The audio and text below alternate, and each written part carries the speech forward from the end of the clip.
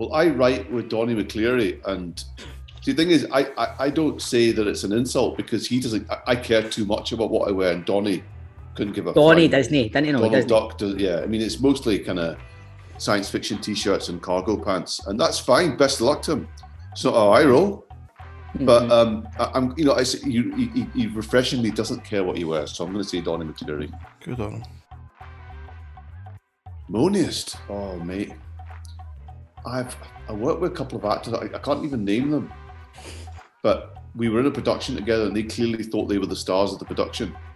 And the weird thing was it Jordan Young? No, you haven't worked with either of them, and none of you worked with either of them. But I can't name them because I really don't like them.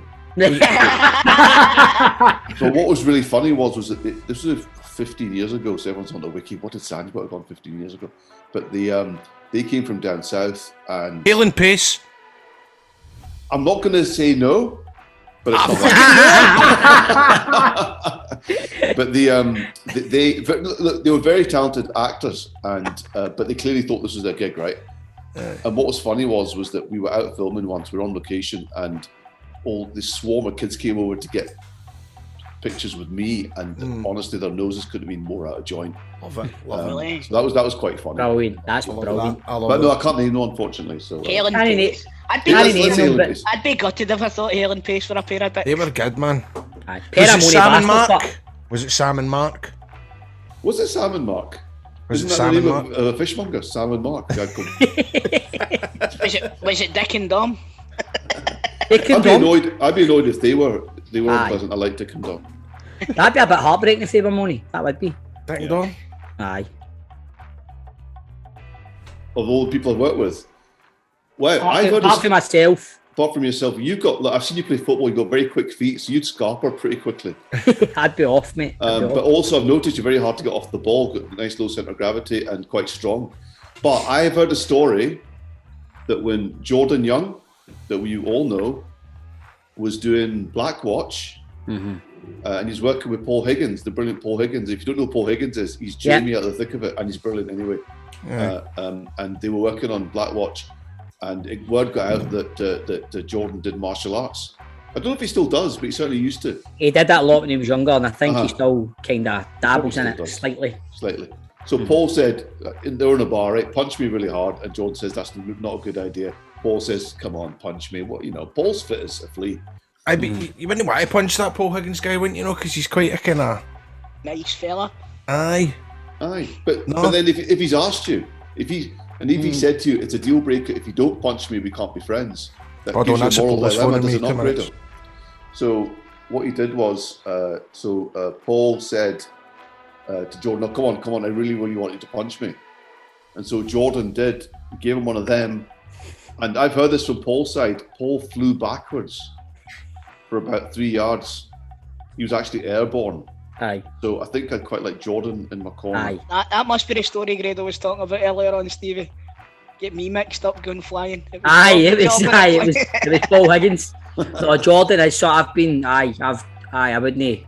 The thing about Jordan is he's such a nice fella. He's not going to get involved in a scrape. No, he's got a temper, but he's got a short fuse. I've never pushed him. Actually, I'm quite passive aggressive myself. Aye. I'm one of those guys that will hold a grudge for 30 years and then I'll show up at your funeral and I'll say something then. Do you know what I mean? So, listen, all you standing around here crying, that man was an arsehole.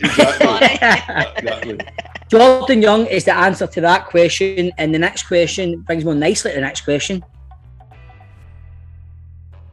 Best looking. Okay, right. This is interesting, right? First series of Fags, Mags and Bags, which is a Radio 4 sitcom. And Gus Beattie, the producer, said that he managed to get a hold of Kayvan Novak, the phone jacker. Brilliant. One of the best voice artists in the country. Fantastic. Fantastic, right? He showed up and this Armani model walked in. And I thought, okay, right, where's Kayvan Novak? Because a guy good at voices can't be that good looking. He was. It was that way where, and ask Maureen Carr if you meet her. Maureen Carr was like, pardon. Maureen was it? I was like that as well. I could have easily turned. I probably did for a week. Kayvan Novak is a good-looking man. Aye. Like proper, like I say, catwalk, good-looking. and the bastard can do voices as well, and he's hugely talented, and he can probably sing. This annoys me, right? Guys like Chris Hemsworth, I've not worked with him. Chris Hemsworth is funny. Stay in your lane, Chris Hemsworth. Stay in your lane.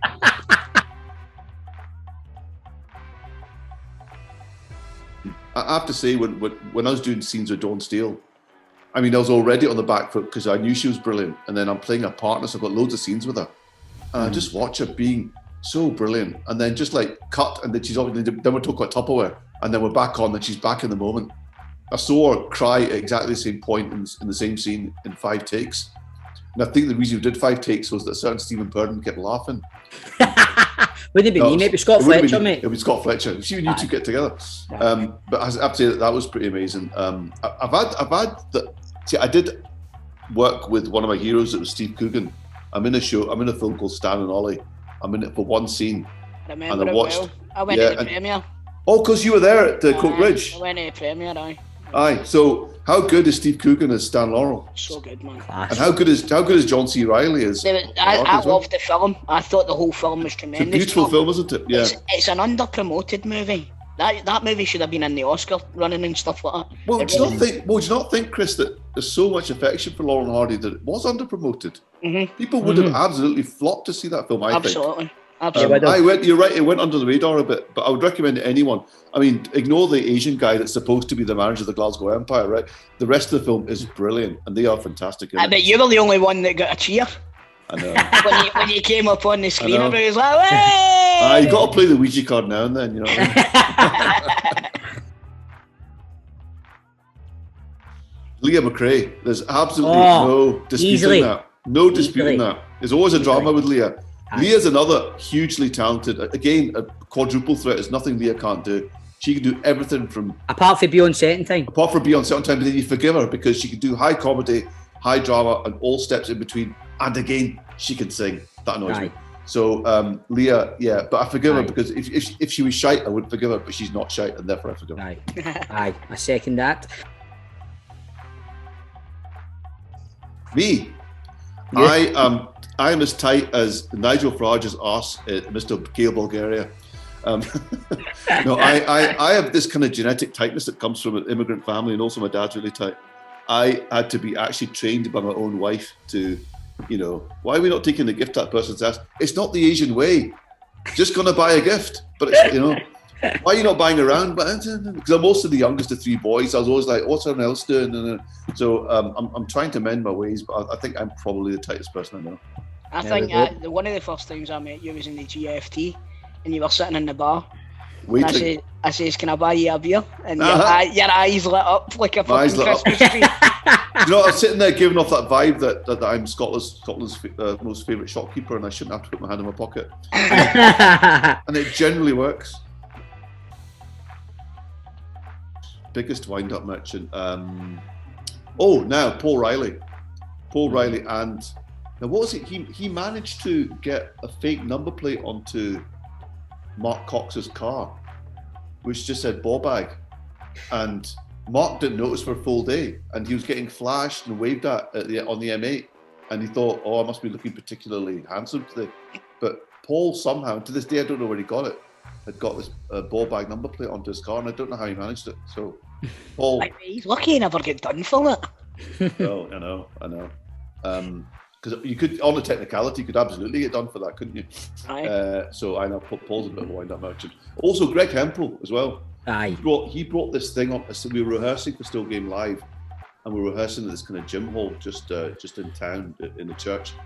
And he brought this spray that his son had bought online, and it's actually called Liquid Ass. Have you heard of it? Aye. Is that the stuff that smells like shite? It smells. I'd say more like vomit. It's more like it actually smells like a gym floor. Like every gym floor smells like vomit, and then Johnny put sawdust on it. But it was that, but to the power 100. And it's to the extent that Greg started a story that it was either a pigeon trapped or a dead body trapped in the vent. And the smell was that bad that it was believable. And then when Ford and Greg were doing the kind of the media rounds to promote the show, he took it with him. And I'm pretty sure when I'm John Mackay was interviewing them, they sprayed it in the studio. And if you watch it back, John's face, he's very professional, but you can see him like that. His eyes like that, like Jim White reading Autocue. Like his eyes are going like that. Like, what the hell is going on here? And they managed to keep a straight face apparently. So Greg's a bit of a prankster too. Top shagger. Okay. I'm going to slightly redress the question and say, who do I think is the most attractive person that I've worked with in terms of... Okay, so we've got a best-looking one as well. No, but look, best-looking doesn't equate to that. I'm talking about like animal magnetism and the person who probably is most successful in exploiting that animal magnetism. I think it's probably Richard Rankin. Now, I've not strictly worked with Richard Rankin, and I'd love to because I think he's brilliant. I've said this to him. I've said to him that he's very good at just being natural on screen, and that's a real trick. I mean, anyone that's done continuing drama, right, like most of us know how hard that is. I think Richard is very good at it.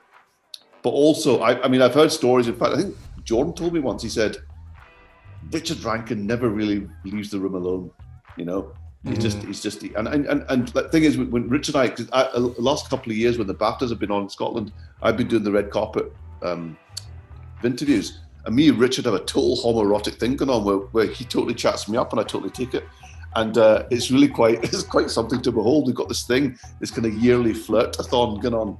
So it's almost like I'm locked in his beams and I know what it's like to be, you know, in the eyes of Richard Rankin. He's a very attractive man. I was on the same flight as him to New York once, and you can totally see it. Definitely what you're saying, man. How many trips did he make to the bathroom? I don't know. He was in college. He was in college. I was in first class.